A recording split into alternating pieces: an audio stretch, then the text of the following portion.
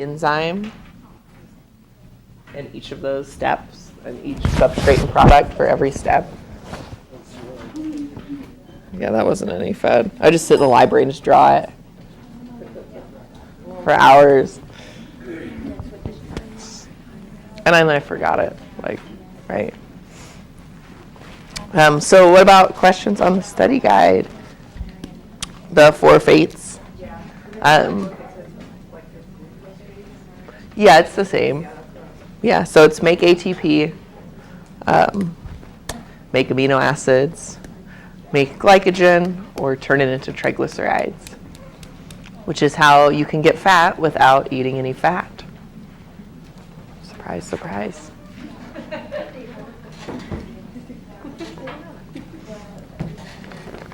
Because, a lot of people would say, oh, if I don't need any fat, I can't gain any weight.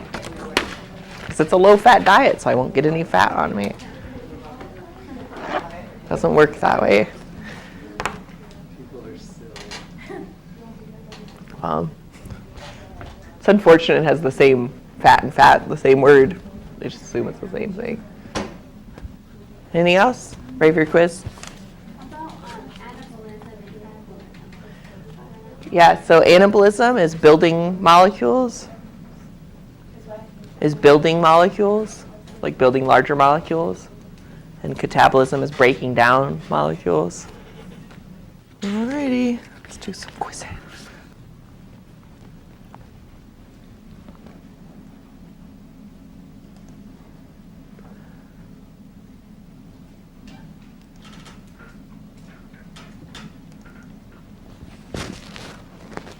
All right, pass that on up.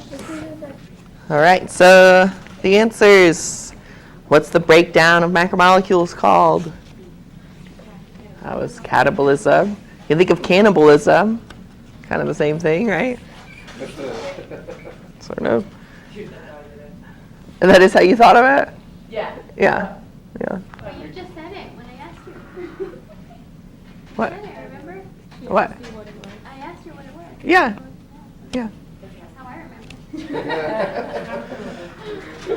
All right. What's the process of making glycogen? Is it glycogenolysis, glycogenesis, or gluconeogenesis? Yeah, so it's the second one. And the key thing there is you can always look for the genesis, means you're making something. Lysis means you're breaking something down. So you can look for the end of, and then the beginning of the word tells you what you're making or breaking down. Not a fate of carbohydrates that you ingest. It's not converted to insulin. That's B. Loss of electrons. It's oxidation and the gain of electrons. It's reduction. Exactly. So first of all, Edith gave me a donut this morning. So if I fall over and don't get up, you know who did it. You know who poisoned me. You grabbed it? You fall over? Whatever. She had 2 bags of donuts. One was poison. One wasn't. Oh, poison. I'm like trying to think, why wouldn't he get up? Why wouldn't he get up? Silly. All right, so before we get into the details of all the processes, gluconeogenesis is pretty important because most of your cells run on glucose. That's what they'd prefer to be delivered, so they can make energy out of it, like you'll see in a little bit. And your body can make glucose from basically everything. So they can take proteins that you've got stored away, the glycerol, from triglycerides, which is in your fat. So that's how, fat cells, when you burn fat, you're actually taking triglycerides out of the fat cells, turning them into glucose. And fat cells, you don't so much gain new ones, they just fill up and get bigger and bigger with more triglycerides.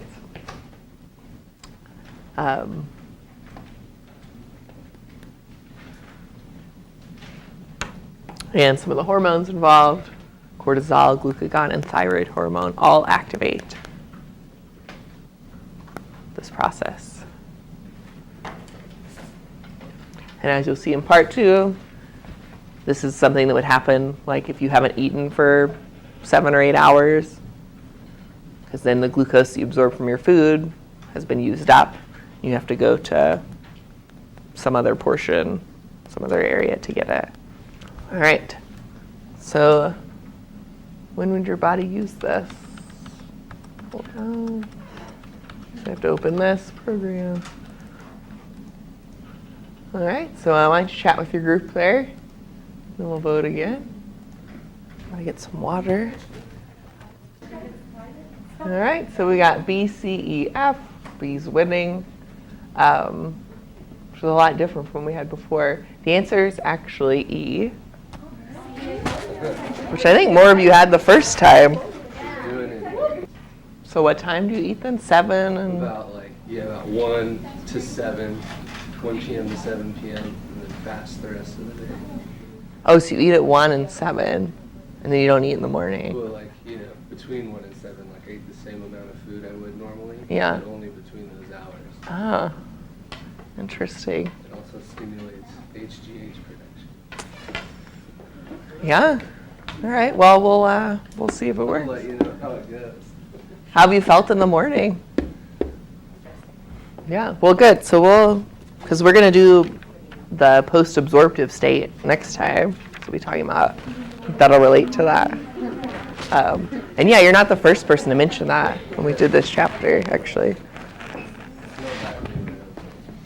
Yes, it's interesting. So anyways, the fasting thing, so you use this when you're low on glucose, which would be from not eating for a day.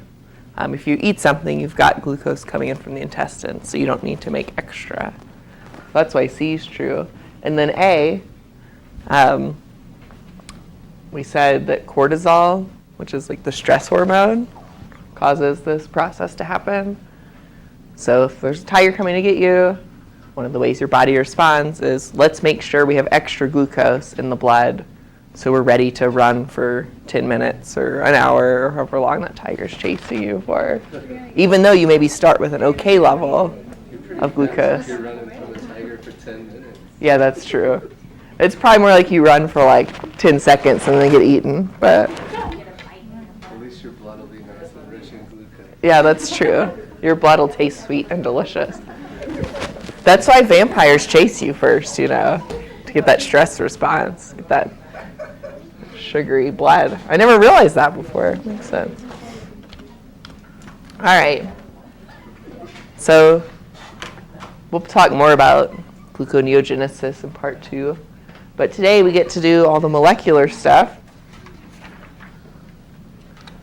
The first is redox reactions, because that's basically what most of breaking down glucose is a whole series of redox reactions. So I think most people got it right on the quiz, and you may know this little acronym. You've seen that, especially if you took chemistry already, you probably learned that.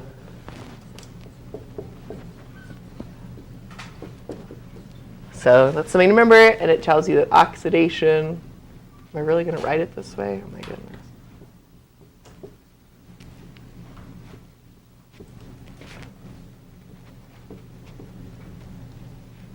This is really confusing. So oxidation is loss, reduction is gain of what?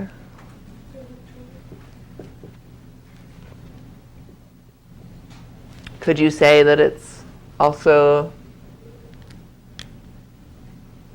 energy?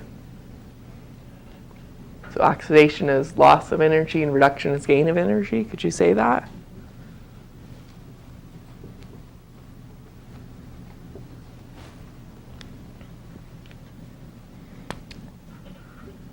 And obviously they have to come in pairs, because if one molecule loses an electron, like A, well, the electron has to go somewhere, so it goes to B.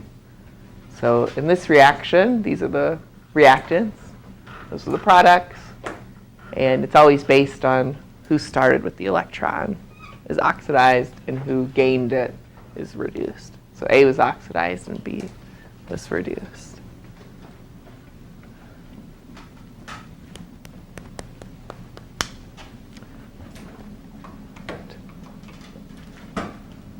So which of these is not true based on all that business? All right, so chat with your neighbors there, and then we'll vote again. All right, final votes for 8 and 10. All right, everybody shifted to E, which is correct. A through D are all true. Electrons are transferred, energy is transferred, reduce gains energy, oxidize loses. But if one gains energy and one loses, well, they both can't lose. All right, so one of the things that's interesting about when you're asleep, you lose weight, which is why they say weigh yourself in the morning. So as we go through here, there's going to be an answer to why you lose weight while you're asleep. So I'll ask you again at the end of class and see if you can tell me. It's going to have something to do with what you're learning today. Oh, why don't you take 30 seconds to talk to your group, see if you have any ideas. All right, so cell respiration is kind of what we're working for the rest of today on. And this is how your cells, and all living cells, turn basically like a macromolecule like glucose or a triglyceride into energy the cell can use. And the main goal is to make ATP from ADP and phosphate, because ATP is what the cell likes to use for energy. And we'll look at how that works in a second. It does use oxygen, which is why we have to breathe. I'm always disappointed. I've asked my patho students every semester when we do the respiratory system, like what we need oxygen for in our body, and no one can ever remember, which is kind of disappointing because I taught them that, but they don't remember. So that's why you breathe, so you can use oxygen to make ATP, and you'll see where oxygen comes in too. The CO2 comes from the glucose that you break down. So you might know how many carbon atoms glucose has.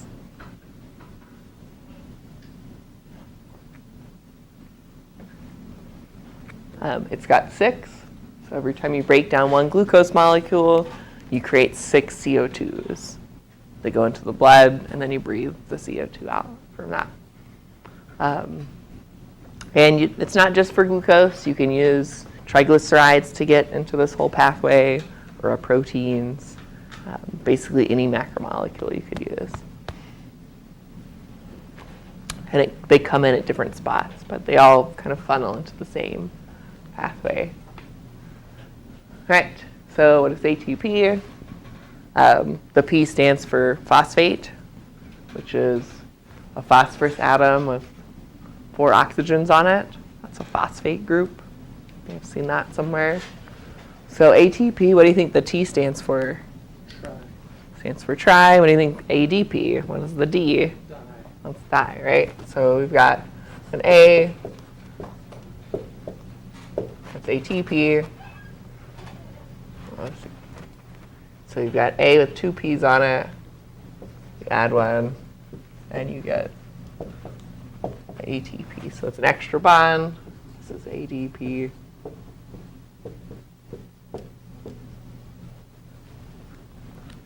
And the reason ATP works so well as an energy storage molecule is that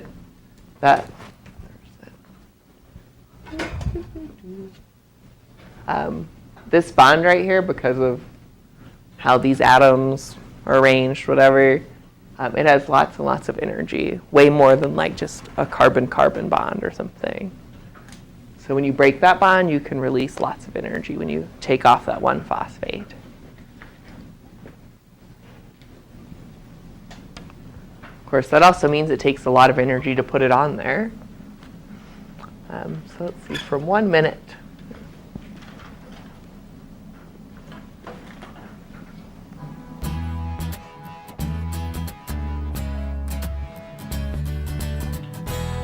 Three phosphate groups, ATP is a molecule in the cell that allows for quick and easy access to energy when needed by the cell's organelles. In other words, this is the energy currency of the body. When the cell needs energy, it gets it from ATP. It's a type of chemical energy in that it releases energy when the chemical bonds are broken. When the bond is broken between two phosphate groups, that releases energy. Let's take a look at how exactly this happens in the cell. Here we have a process, and as you can see, it's in desperate need of some energy.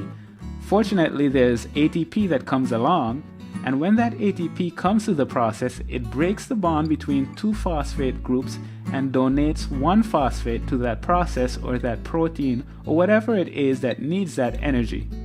When this happens, the process gets the energy that it needs, and it can then do whatever task it needs to accomplish.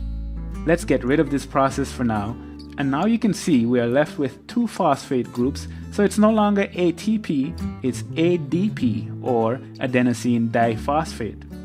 If we want to use this molecule again, we need to recharge it as we would do for a rechargeable battery.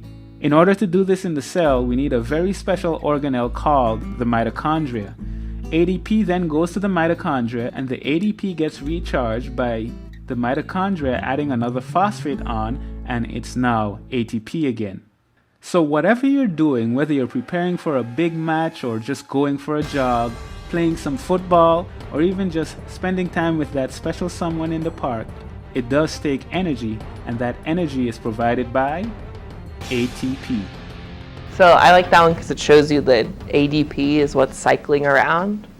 And I notice a lot of books, or if you look things up, they just say that the mitochondria makes ATP, which sounds like it's just making it from scratch, right? Which is not what's happening. That'd be much, think about if you had to build all of this from scratch for the mitochondria, all those bonds, and that would take a lot more energy. It'd be way more complicated. So, right? The whole equation for cell respiration is up there.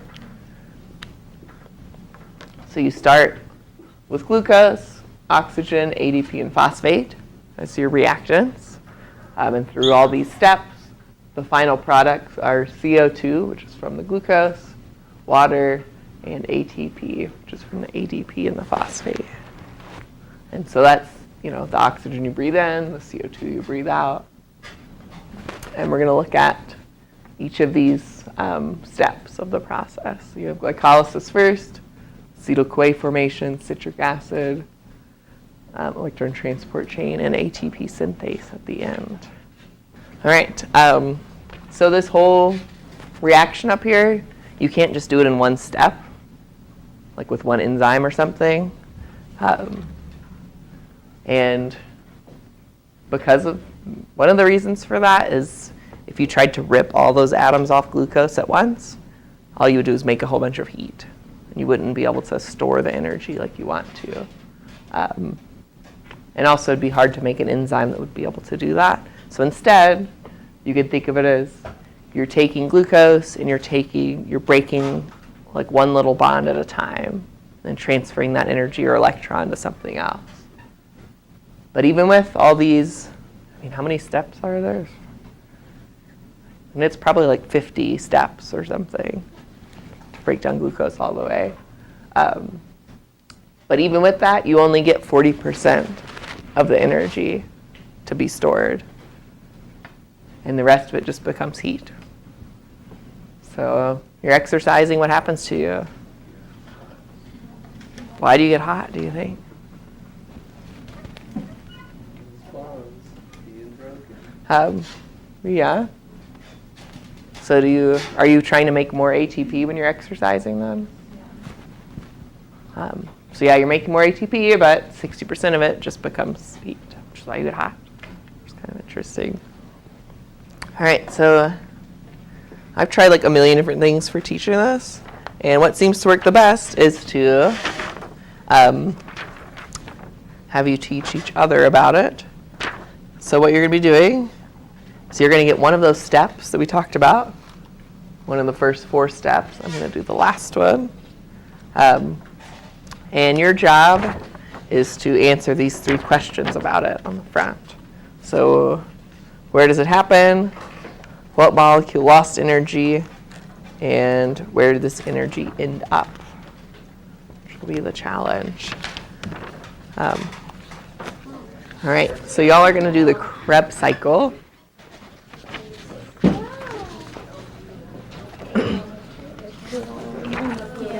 Y'all are doing glycolysis. Yeah, let's see. Krebs, glycolysis. I'll give you acetyl-CoA formation.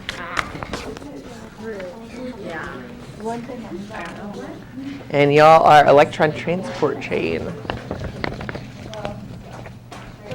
Can always Google it too if you're stuck. That can help. Or use your book, whatever. And one trick can be looking for where the electrons go. So remember, the electrons are energy. All right, so you're going to give yourself a number in your group from 1 through 3. Do you got your numbers? It doesn't matter.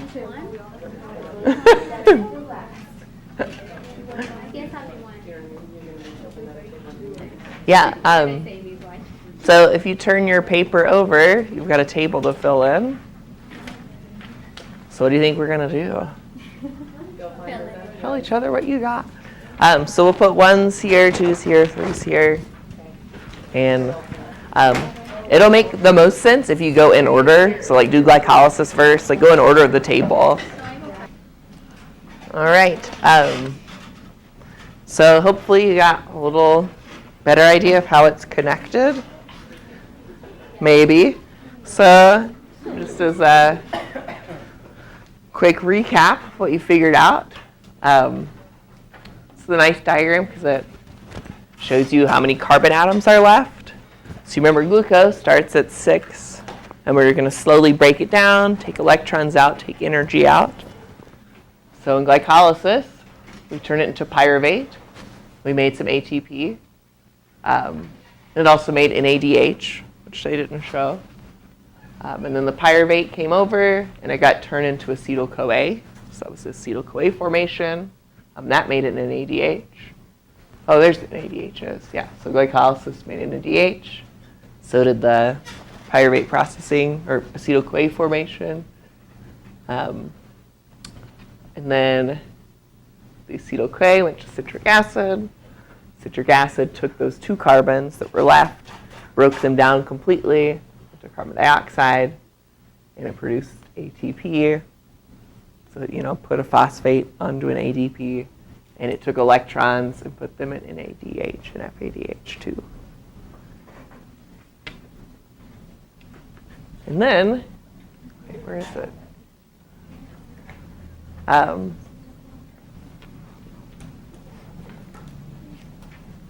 When we got to the electron transport chain,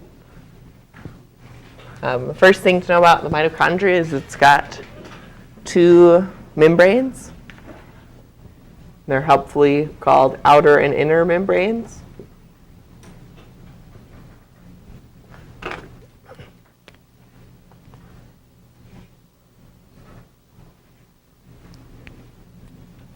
Inner.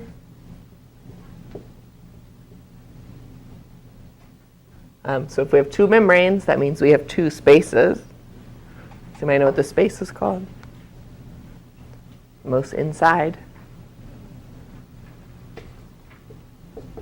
Matrix.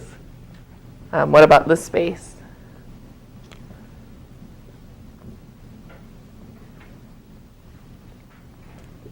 It's the intermembrane space. So between membranes.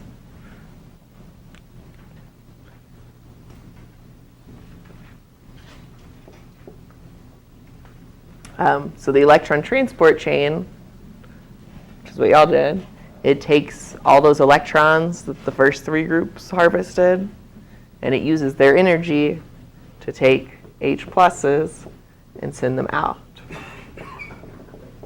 So you end up with thousands of times more H pluses here than inside there. Just write it down on that chart. You said that there's more hydrogen ions in the intermembrane space. That's what we're talking about.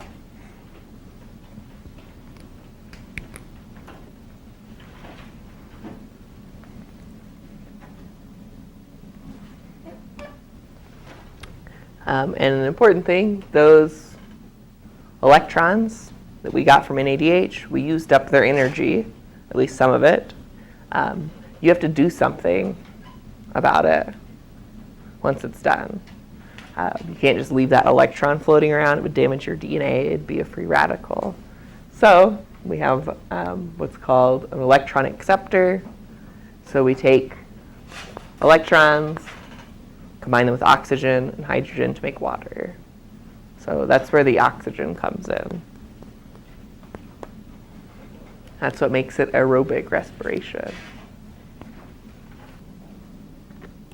So anyways, I'll find that good animation and we'll do it next time as like a good review to kind of put it all together so you can actually see it all happening.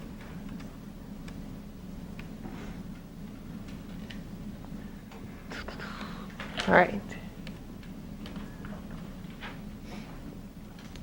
So what do you think happens if your cell runs out of oxygen? No good. You what? No good. It is no good. Cells could die. Cells could die. What about these processes we talked about, though? So which process is stopped right away? Which of those four that we were working on?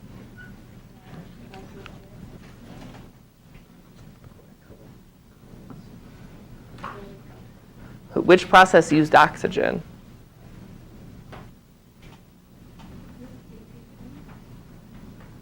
So is it glycolysis, Krebs cycle, electron transport chain? Krebs cycle. Yeah, it's the electron transport chain. So if you don't have any oxygen to take the electrons, everything backs up. So those electrons in the electron transport chain, they back up, and then you stop pumping hydrogen ions, and then you stop making ATP, which we didn't do yet. But yeah, the whole process shuts down.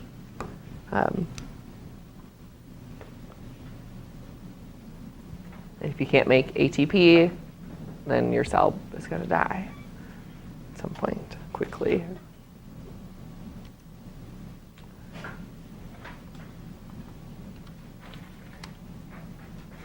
All right, so after you've moved these H pluses out, if you notice we didn't really make much ATP yet. We didn't get to like the final thing. So we've got all these H pluses, and it's like you pumped water uphill and put it behind a dam temporarily. And then we can make this fancy enzyme, which is ATP synthase. And it kind of works like a water wheel. So it lets the H pluses go through it, back from the space to the matrix. And it spins, and it uses that energy to smash the phosphate onto an ADP to make the ATP there. And I've got a movie that is prettier than that drawing too.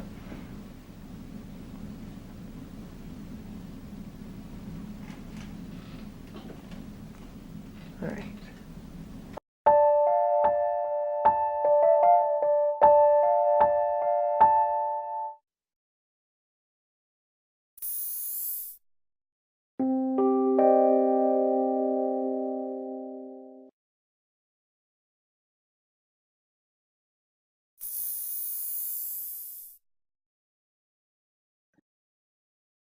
concentration gradients are a key component of the biological world.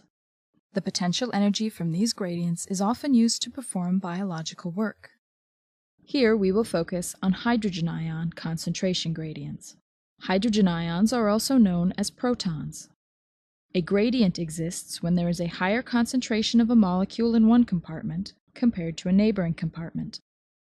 This animation will demonstrate how the potential energy that results from a hydrogen ion gradient uses ADP and inorganic phosphate, also known as PI, to synthesize ATP. This process involves an enzyme complex called ATP synthase. Gradients and the potential energy they create are key aspects of the biological world. A good example of the use of a gradient occurs in the mitochondria when ATP is synthesized.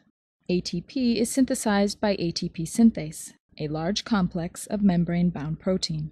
Here we see ATP synthase, along with other membrane-bound proteins.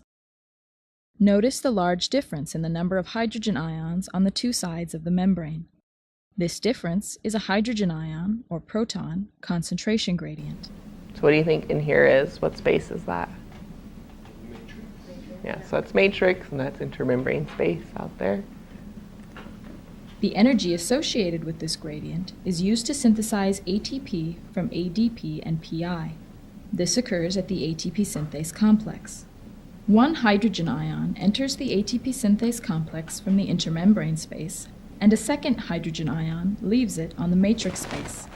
The upper part of the ATP synthase complex rotates when a new hydrogen ion enters. Once 3 protons have entered the matrix space, there is enough energy in the ATP synthase complex to synthesize 1 ATP. In this way, the energy in the hydrogen ion gradient is used to make ATP. Now let's watch the process again. Notice how the proton enters the ATP synthase and exits into the matrix space. Once 3 more hydrogen ions have crossed the membrane, another molecule of ATP will be made. In this example, the hydrogen ion gradient is large enough to produce 6 ATP molecules. Please watch as the remaining ATP molecules are synthesized. They're so polite.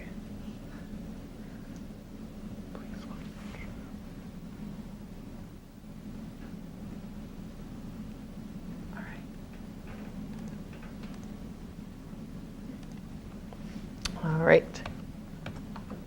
We didn't listen to her instructions. We didn't watch all of them get made. All right, so we got some questions there. So which compartment has a high concentration of H+? All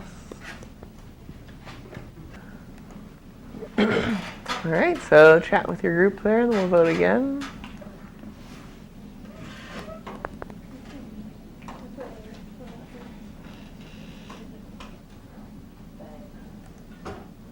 All right, so 80% to B. So intermembrane space is right, because the electron transport chain pumps H pluses out the matrix into the space. What's the difference between the intermembrane and intermembrane space? So the intermembrane is the membrane, the line, and then this is the space. So there's 2 membranes and 2 spaces. So we want to think about matrix space, intermembrane space, outer membrane, inner membrane.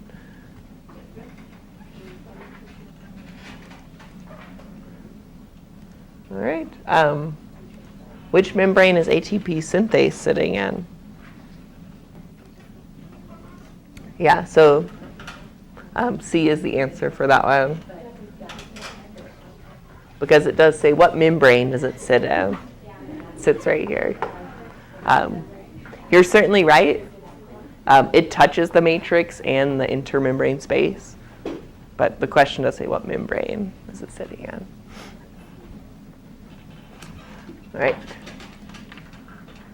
All right, we'll have to skip that for now. So on next week, we'll do that demonstration, and we'll watch that little animation. But we've got some questions for you still. Actually, let's do these questions first, and then we'll do that one.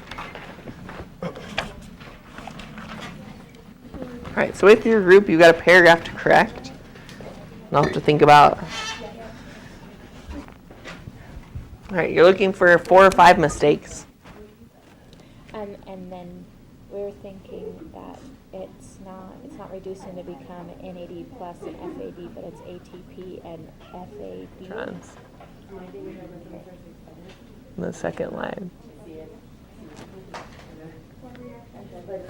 But sometimes